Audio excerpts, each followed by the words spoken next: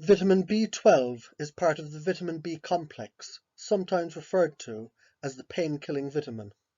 It helps DNA production, cardiovascular support, and energy metabolism.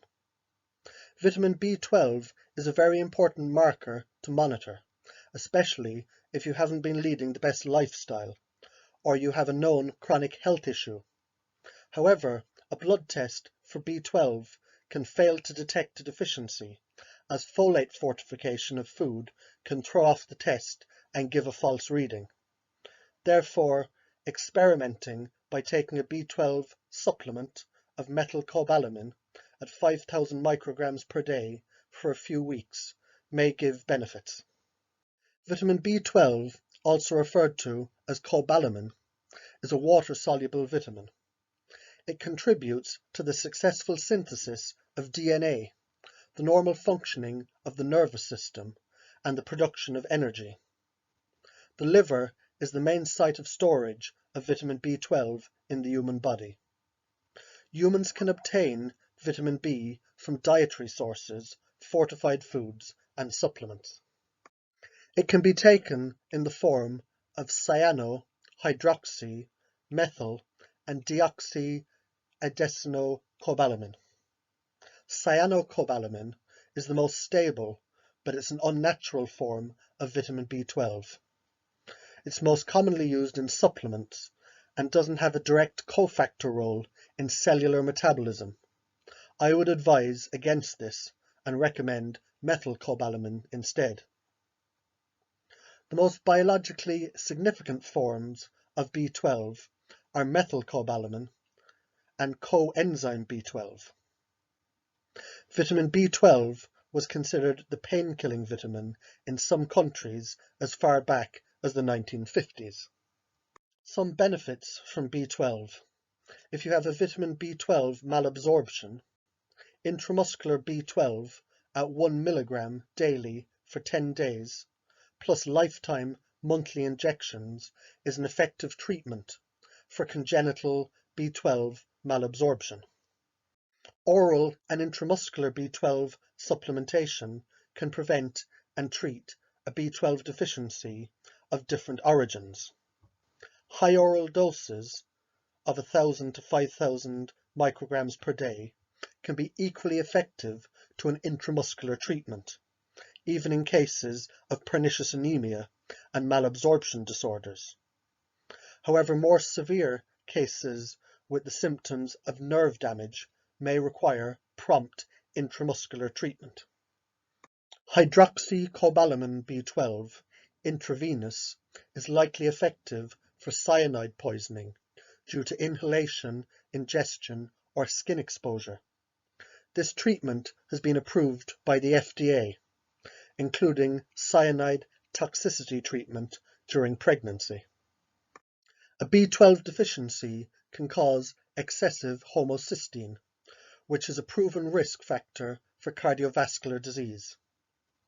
Supplementation with B12 alone, or in combination with folate and B6, can successfully reduce homocysteine levels. Check out my video on the MTHFR gene polymorphism for more information about how this can be diagnosed and treated naturally, as an MTHFR polymorphism can affect homocysteine levels, but be easily treated with B vitamin supplementation. According to clinical research, methylcobalamin treatment reduces pain symptoms in neuralgia, diabetic neuropathy, and lower back pain. Injected methylcobalamin, a form of B12, reduces the clinical symptoms in legs, such as paresthesia, which is an abnormal sensation like a tingling or a prickling feeling. Burning pains and spontaneous pain in some patients with diabetic neuropathy can also be improved. A meta-analysis of 7 clinical trials confirmed its moderate benefits for some symptoms of diabetic neuropathy, including pain. In one study, methylcobalamin significantly improved symptoms such as pain and prickling sensations in patients with neck pain. It appears to be safe and effective for nerve pain due to herpes simplex infection, according to 2 clinical trials of 178 patients. Methylcobalamin improved different types of neuropathic pain in animal models, increased the regeneration of axons, and promoted neuronal repair. You can check out my video on diabetic neuropathy for other natural treatment methods here. Higher homocysteine and decreased B12 levels have been associated with an increased risk of age-related macular degeneration. One study involved 5,442 older women who'd been taking B6, B9, and B12 for 7 years. The study found a 34 to 41% decreased risk of macular degeneration when supplementing with B6, B9, and B12. In a randomized trial performed on 200 patients with depression and low normal cobalamin levels, cobalamin supplementation improved depressive symptoms when added to standard treatment. A review of 11 studies found that prolonged supplementation with folate and B12 for several weeks to years may decrease the risk of depression relapse in long run. Short-term effects were insignificant. You could check out my series of videos on neurotransmitters and my videos on mental health conditions for more natural treatment options here. Topical cobalamin improved the symptoms of atopic dermatitis, such as skin rash, redness, and itching, in 2 clinical trials of 70 patients. It was effective and well tolerated in both adults and children. Cobalamin may have a role in the prevention of disorders of brain development and mood disorders, as well as Alzheimer's and vascular dementia in the elderly. A meta-analysis of 68 trials found that Alzheimer's disease patients had significantly lower B12 levels. Additionally, they identified elevated homocysteine as a risk factor for Alzheimer's. According to one study, taking B12, B6, and folic acid for 2 years may slow down brain atrophy in areas associated with cognitive decline and Alzheimer's disease in some patients. I also have a video on the natural treatment of Alzheimer's disease if you're interested on learning more. In a trial of 126 patients, the majority of cases with a primary circadian rhythm sleep disorder responded well to B12 supplementation and bright light therapy. However, patients with a secondary CRSD due to another sleep condition did not respond as well.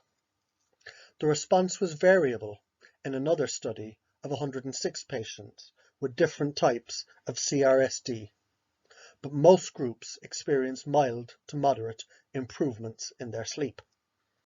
B12 can be found in many animal foods like liver, clams, sardines, steak, tuna, trout, salmon, eggs, milk, shellfish. It can also be found in nori, which is a seaweed, and mushrooms. When it comes to nutritional yeast, only fortified products contain B12, despite some misleading claims of supplement manufacturers. Yeasts do not naturally contain the form of B12 that our bodies can use. The long-term consequences of less severe B12 deficiency are not fully known, but they may include adverse effects on nerves, heart health, mental health, and cognition, and even more. A B12 deficiency may be associated with infertility and miscarriage in some women. A B12 deficiency causes excess homocysteine, which is a proven risk factor for cardiovascular disease. Individuals with B12 deficiency have a higher prevalence of cardiovascular risk, such as heart failure, stroke, and diabetes. The symptoms of a B12 deficiency can be very similar to multiple sclerosis. Therefore, anyone with this condition should consider supplementing with B12. You can check out my video on multiple sclerosis for more natural treatment options here. Vitamin B12 plays an essential role in the production of red blood cells, and low red blood cells can indicate a B12 deficiency. Weakness and fatigue can result if your red blood cells are low, since you're not getting enough oxygen to the tissues. A blood disorder that results from B12 deficiency is called pernicious anemia. Low levels of B12 have been linked to depression, Alzheimer's disease, and other types of cognitive and mental impairment. Multiple studies show that a B12 deficiency in the elderly can increase the risk of weakness, frailty, and disability, and increased hospital stay. With regards to bone health, some studies show that a B12 deficiency is associated with lower bone mass. Although rarely, a B12 deficiency can cause blurred vision or eye pain. This can occur when an untreated B12 deficiency results in damage to the optic nerve. B12 deficiency increases with age, from about 1 in 20 people aged 65 to 74 to 1 in 10 or greater in people over the age of 75. Other people at risk of a B12 deficiency include people on a vegan or vegetarian diet, people with anemia, people with gastrointestinal disorders, or those who have gastrointestinal surgeries. Pregnant women require higher levels of B12 to prevent birth defects.